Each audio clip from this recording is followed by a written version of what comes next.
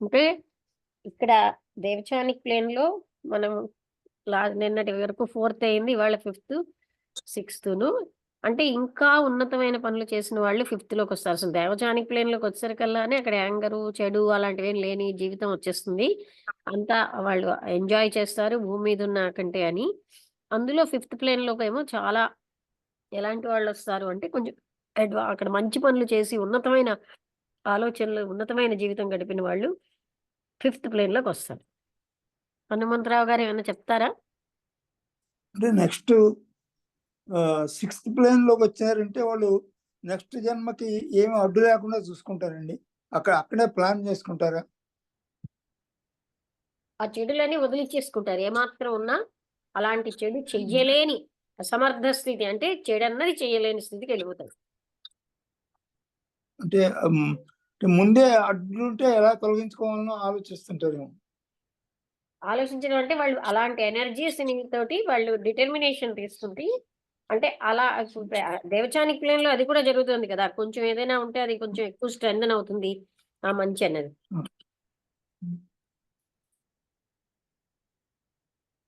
ఆ విధంగా next birth లో వాళ్ళంతా కూడా మంచి పనులు, అందరికీ ఉపకారమైన పనులు చేసేటట్టుగా ప్లాన్ చేసుకుని జీవిస్తారు. అంటే ఆ నెక్స్ట్ బర్త్ కావాల్సినవి ఆ రకంగా వాళ్ళు తయారు చేసుకుంటారు నిశ్చయంగా. 6, 7కి వచ్చారంటే వాళ్ళ సోల్స్ అన్ని బాగా అడ్వాన్స్డ్ దీంట్లో ఉంటాయి. అంటే 5th ప్లేన్ లోనే అలా అది వాళ్ళకి అర్థమైపోతుంది వాట్ ఈస్. అలాగే వాళ్ళు భూమి మీద ఉన్న చేసినటువంటి పనులకి కారణాలు కూడా వాళ్ళకి క్లియర్ గా తెలుస్తాయి. అవును.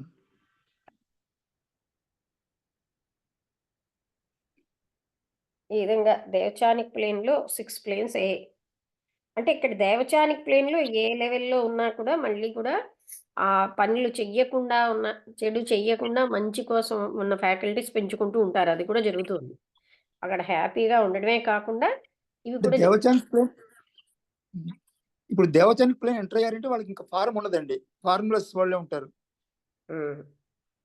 ఆ ఫారం అక్కడ అంటే కింద 2 ప్లేన్స్ లో వదిలేసి వస్తారు. 3 ప్లేన్ మెంటల్ బాడీ కూడా పోయింది. అదీను ఈ దేవచానిక్ ప్లేన్ లో వాళ్ళు అంటే ఎంత భూమి మీద చేసుకుంటే దానికి తగిన మ్యాటరే వాళ్ళకు ఉంటుంది. అంటే ఇంత స్వర్గానికి వాళ్ళు అక్కడ నేరోగా ఉన్న జీవితం గడిపితే స్వార్థపూరితమైన జీవితం వాళ్ళు ఒక విండోలో చూసినట్టే ఉంటుంది. ఇక్కడ వాళ్ళంతా ఎంజాయ్ చేయలేరు అని మనం చదివాం కదా. అవును. ఇంకో ప్లేన్ ఉంది కదండి, 7 ప్లేన్స్ ఉంటాయి కదా. ఇంకొక ప్లేన్ కోసం ఇది 6th ప్లేన్ అయిపోయింది.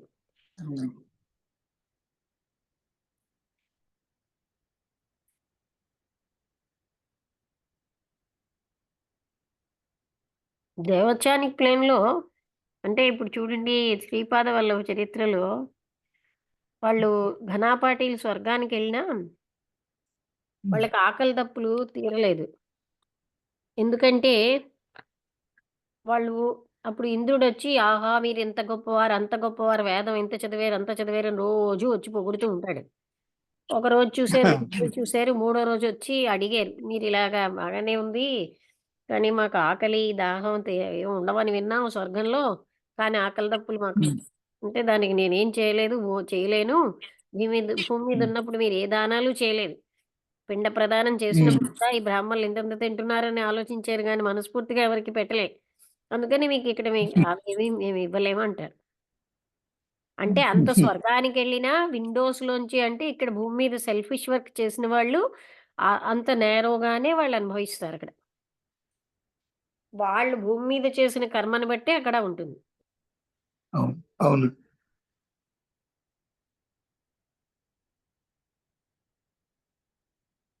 అది అందుకనే ఆ మహేంద్ర అనే పుస్తకంలో కూడా భూమి మీద నువ్వు చేసిన ప్రతి క్షణము చాలా విలువైంది, అందుకని నువ్వు ప్రార్థనలో గడుపు అంటూ ఆయన చెప్తాడనమాట.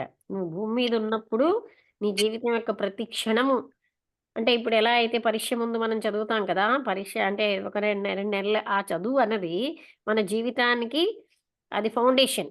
అంటే ఎగ్జామ్‌కి. పెద్ద ఫర్ ఎగ్జాంపుల్ ఏదో పోస్ట్ గ్రాడ్యుయేషనో ఇంకేదో ఆ తర్వాత ఎంత చదివితే ఏంటి లాభం? ఆ టైంలో చదవాలి.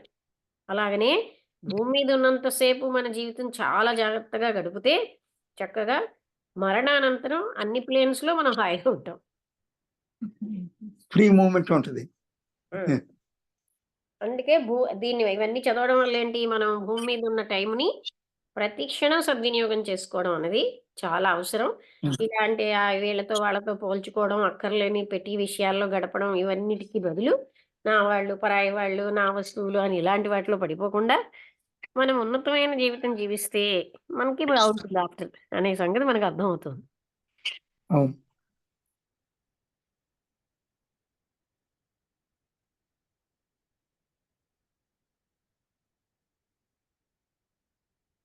ఇంకెవరైనా ఏమైనా అడుగుతారా? శంకర్రావు గారు అన్‌మ్యూట్ చేయలేదు కదా!